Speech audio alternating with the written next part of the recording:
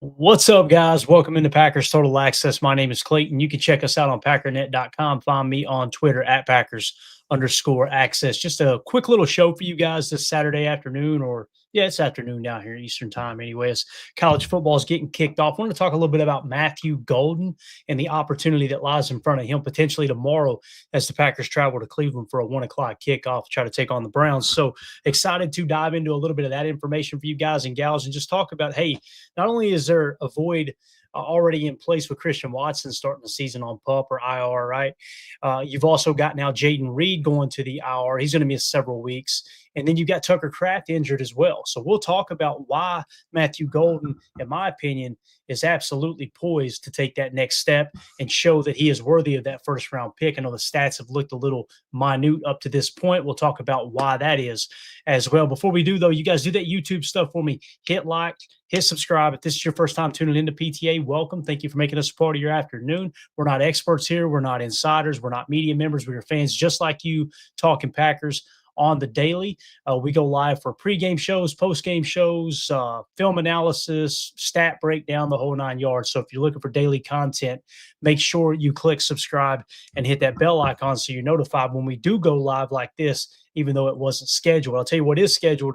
We will be doing a pregame show 1 hour before kickoff tomorrow. Really excited to dive into all the latest information. We'll give you live shots from the stadium. We'll talk about who's active, who's inactive, and just a little mini preview before the game kicks off. And then immediately following Packers-Browns, we'll be live back in the studio for a post-game show. So make sure you're subscribed here. Let's dive into it, guys. The stage is set for Matthew Golden's breakout game. Green Bay Packers rookie Matthew Golden's poised for a breakout performance despite a slow start to the 2025 NFL season. Several factors are aligning for a potential surge in production, most notably an injury to a key starter and Golden's elite physical talent. Here is what I love about Matthew Golden. We're going to play this clip real quick. There was multiple cameras caught this video from the locker room the other day. So credit to everyone who was in the locker room doing this interview. But really, really cool stuff. I want you to listen to how Matthew Golden responds to the opportunity here, okay? And this is really cool because, again, how many receivers would be not making excuses, but be talking about why they haven't had a breakout year yet, right? Most receivers, as we would all agree, kind of divas, right? It just kind of goes with the territory. Same thing with cornerbacks. When you're out there on an island, you've got to be confident. You got to be cocky. You got to have a certain level of arrogance to your game, right? I love Matthew Golden in his answer right here as he's kind of asked about, the upcoming game and whatnot. Listen to what he says, guys. This sounds like a 10-year vet. This does not sound like a rookie. Yeah, obviously you want to make every play that comes your way. You want to make plays. Like I said, we 2-0. That's all I care about. So, I know whenever my number is called, I'll be ready. That's all I'm looking at. So, I'm glad get to play with a group of guys like this. And, you can just focus on what you need to do. We got guys in the room. We all can do things differently, but at the same time, we can all run and get open. So, I know I can depend on any one of them guys, and I know they can depend on me. So, we got that good relationship in the room, I feel like. Love it. Love it. It's absolutely huge for the wide receiver room. Love what he said there, too. We're 2-0. That's all I care about. Absolutely love it. So let's talk about his background a little bit, right? First round talent with elite traits. Matthew Golden was drafted by the Packers in the first round, 23rd overall, the 2025 NFL draft out of the University of Texas. He was the first wide receiver Green Bay had selected in the first round since 2002. Big storyline of the offseason, obviously. College production. Golden finished his final collegiate season at Texas with 58 receptions, 987 receiving yards, and 9 touchdowns. He has elite speed when you're talking about the traits. At the NFL scouting combine, Golden ran the fastest 40-yard dash among wide receivers, clocking in at a 4.29 40-yard dash. Advanced skill sets. In addition of his speed, scouts praise Golden for his polish, body control, route running, and competitiveness at the catch point. He's had a slow start to the 25 season. Through the first 2 games of his rookie season, Golden saw limited action and production despite high expectations. Against the Lions, Golden had 2 catches for 16 yards. Week 2, he was targeted twice against the Commanders, but recorded no receptions. Limited usage through 2 weeks. He had a modest 4 targets on 53 attempts by quarterback Jordan Love. You're a little concerned about that, right? But I want you to look at this tweet here from Kyle Gerard Bauer. I hope I'm saying that last name right there, buddy. He says the Matthew Golden breakout game was almost there last night. This was obviously referring to last week's game against the Commanders. 33-yard touchdown that was underthrown. You can see there in the end zone, the image on the right. Obviously, listen, when Jordan Love is off to one of his best starts of his young career, and you still have plays like this that aren't hitting, it's a great thing for Jordan Love too. So in no way, shape, or form is this to knock Jordan. Quarterbacks are going to miss throws. It's going to happen. And they've got to get that timing down. When you got someone who runs a 4.2 40, 1 second you're worried about underthrowing them, the next second you're overthrowing because you want to put enough air under it for them as well. So they'll get that fine tuned. There's no doubt in my mind. He also had a 92-yard touchdown that was just a tick overthrown. So you see Jordan underthrowing, overthrowing Matthew Golden. As soon as they hone that in, it's kind of like zeroing in a rifle, right? I know we got a lot of rednecks that watch this show because my accent. When you're zeroing in that rifle, man, you're listen, you're missing high, you're missing low, you're missing low left. It's all about those adjustments in between. Once they get on the same page, it's going to be absolutely awesome. As Kyle says here in the tweet, more opportunities coming with Jay Reed missing time. All right, let's move along here. However, coaches expressed that Golden was open on several plays, and the missed opportunities were more of a result of chemistry issues than Golden's performance. You see here with this graph and with this this information that we're showing here, I think it's from PFF if I remember correctly, and it's at Throw the Damn Ball on X that shared this graphic. I want to give credit there.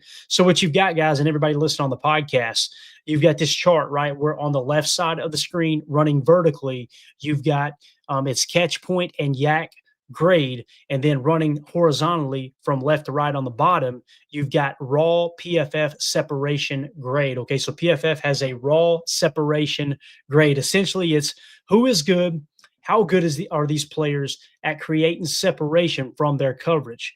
How good is Matthew Golden? He leads the league in basically raw PFF separation grade at a positive 0.4. Guys, there's no one near him. No one near him. Dontavion Wicks actually in the quadrant next to him. So now, again, when you look at the catch point and rack grade, that's where he's below the median line. So I think that with chemistry, that's going to fix itself. But the point here is Matthew Golden is creating separation. The opportunities are going to be there now that he's going to be on the field even more. And Jordan Love's not going to be able to look for number 11, Jaden Reed. I'll tell you another one, too, we'll talk about in a second, Tucker Kraft. With him not being there, that's been Jay Love's favorite target in this young season, right? And that's what we're hitting on right here. Reasons for an impending breakout game, increased opportunity due to injuries. The most significant factor for an immediate breakout is the injury to starting wide receiver Jaden Reed and tight end Tucker Kraft. Elevated role, Reed's absence thrusts Golden into a more prominent role in the Packers' offense of week 2, leading to an increase in his percentage of offensive snaps. More snaps equal more targets equal more catches equals, obviously, production. Filling a void along with the long-term injury of Christian Watson, Reed's absence and Kraft's potentially limited role with the knee gives Golden a critical opportunity to fill a void in targets and become a more central part of the passing attack. All right. Now let's talk about his talented skill set. Golden has the raw talent to be a game breaker, which the Packers offense has lacked. He's got game-changing speed, 4.29 40-yard dash, creates a deep threat that can stretch the field and open up the offense. This explosiveness gives him the ability to turn a simple catch into a huge gain. Guys, that's not just take the top off the defense. That's also a little stutter route, catch a slant, and go and run away from defenders it's also huge as well. You can see here just a quick graphic. Check it out over at NFL.com. It's got his total score grade, everything in terms of his draft status there, according to NFL.com. Let's talk about his versatility.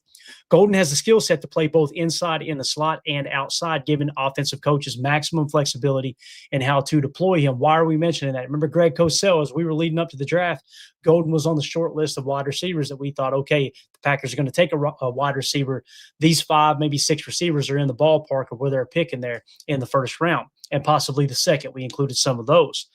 Many people were saying, well, Golden's just a slot. We already got a slot. Guys, we got to stop thinking like it's 2003. The NFL has changed so much. And now that you've got the Kyle Shanahan, Sean McVay, Matt LaFleur coaching tree running rampant through the NFL, those Z's are what we refer to as moving Z's. Moving Z's are essentially the same skill set as a slot receiver. So you'll have a slot in F in Matt LaFleur's offense that starts in the slot and then cheats out and is technically Z outside. As Greg Cosell pointed out, when you're in the nasty splits and you're inside the numbers with your receivers, these condensed sets, both of those receivers in those condensed sets, whether it's a true stack or a semi-stack look, they might as well be outside receivers. What does that mean?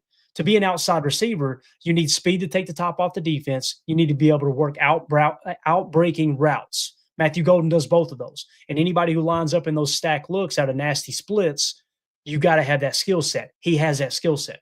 That's why you got to be careful who you listen to and putting too much stock into, well, he's technically a slot. He's built like a slot. He's not an outside receiver. The game has changed. The game has completely changed in the National Football League. All right, developing chemistry. Quarterback Jordan Love and the coaching staff have expressed confidence in Golden's talent and believe in a breakout is imminent. All right, let's talk about history of late season college production. Let's take it back to college. All right, why do we think when the lights come on, when they say, hey, we got to go, you're going to be our go-to guy because we're banged up with Jaden Reed being out, Christian Watson being out, Tucker Kraft being out. Why do we think he's capable of rising to that occasion? Golden was at his best in the biggest games during his final collegiate season at Texas. Postseason explosion over his final 4 games, including the SEC championship and college football playoff. Golden averaged 102.8 receiving yards. Season's on the line, boys, right? Who stepped up? It wasn't Isaiah Bond, who was supposed to be the number 1 receiver there in Texas as he transferred over from Alabama. It ended up being Matthew Golden, clutch performer. He's shown he can produce under pressure with standout performances late in the season against elite competition. The history suggests he can handle the heightened pressure of the NFL. Really excited about this opportunity for him. And listen, guys, if he comes out and has a gooser on Sunday, that doesn't mean he's a bust. We're simply saying he's going to get more snaps and most likely will get more targets. Now, don't think for a second the Cleveland Browns defense and their defensive coordinator doesn't know Matthew Golden's got 4.2 speed. Believe me, they do, right? But if they load the box to stop Josh Jacobs, if they choose to play it that way, you're going to amplify the opportunities of Matthew Golden over the top. If they load the box and play off coverage, he can work back on those hitch and those comeback routes, which he was really, really good at Texas. You guys remember we did the film study, the breakdown when Matthew Golden was drafted. You'd see him stretch the pre-snap look of a 9 route. He'd hitch back toward the sideline, and as he caught the ball strong at the catch point, would jab back inside and work back up. Most of the time, it's a curl, work your way out. He would work a hitch or a comeback and work his way back in because he's got that elite athleticism. Now, listen, I want to point out, the Cleveland Browns, it's easy to poke fun at an organization like that, right? Their defense is solid, guys.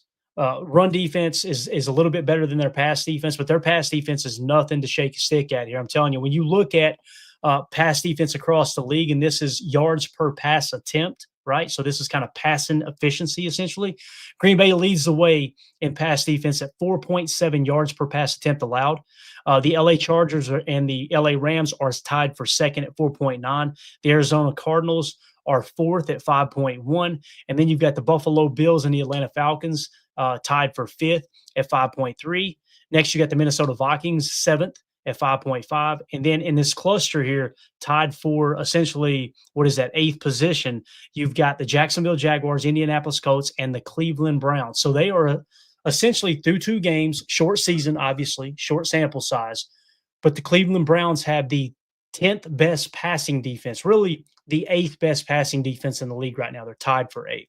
So it's not like, oh, this is a bad defense. Matthew Golden's going to go out there and expose them. No, but it's worth mentioning that if they do key in on stopping the run, that's why I was saying, let's get the RPO game going a little bit. Give me some bubble screens.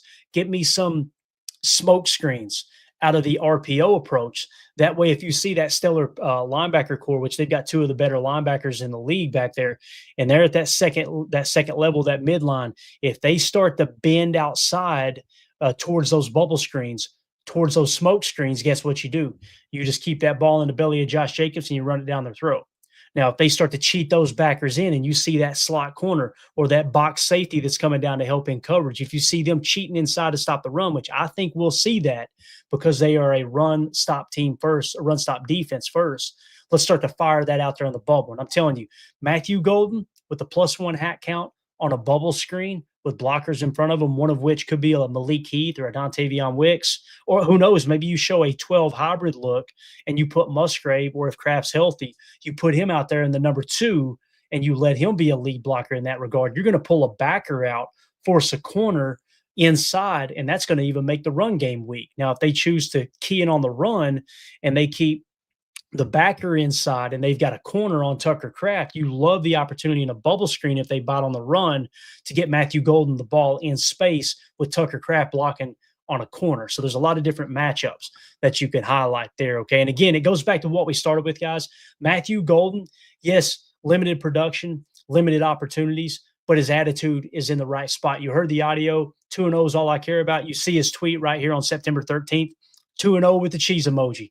Not, listen, I'm not saying that he would have went out there and been negative on Twitter or in the public. You know how easy it would have been, though, to be pissed off that you wasn't a huge part of the offense and just not tweeted and just been like, I'm not even. The fact that he went out of his way to throw a tweet up to make sure the Packer fans know and the NFL fans know, the other 31 teams, that, hey, I could give a rat's ass what my stat line looks like. We're 2-0, baby, and we're marching toward a Super Bowl contending year. It's just absolutely awesome. So final outlook here, while Golden's slow start may have caused panic among some fans, his potential for a breakout game remains high. The combination of his elite physical tools, a clear path to more playing time due to injuries, and a track record of performing well in critical moments makes a breakout imminent. As he continues to build chemistry with Jordan Love, his game-breaking speed and reliable hands could turn him into a focal point of the Packers passing offense. That moment may occur in Cleveland tomorrow. So there you go. This is a quick little breakdown of what I think might be on the horizon for Matthew Golden. Do me a favor, guys. Let me know in the comments what you think. Do you think this is the game that Matthew Golden breaks out? Do you think it's something that he's going to warrant a little bit of extra attention because they know about the 4.240 speed and it opens up the game for maybe a Romeo Doubs or a Dontavion Wicks or another name I'm going to throw out there, another rookie, Savion Williams? Don't be surprised if they put him in the 3 to trips left look and have Golden on the outside to make the safety bend towards the sideline and open up some of those cutback lanes on those bubble screens for somebody like a Savion Williams. So going to be exciting. Let me know in the comments what you think about Matthew Golden, what you think about the Packers' chances of beating the Browns tomorrow. As it sits right now, they're 7.5-point favorites. But, guys, you know how it is, especially on the road. Anything can happen on any given Sunday. So looking forward to seeing how everything unfolds tomorrow. Make sure you check us out on the pregame show 1 hour before we kick off. This is PTA. My name's Clayton. Y'all take care. Here we go. We out. We're out. Bye, guys.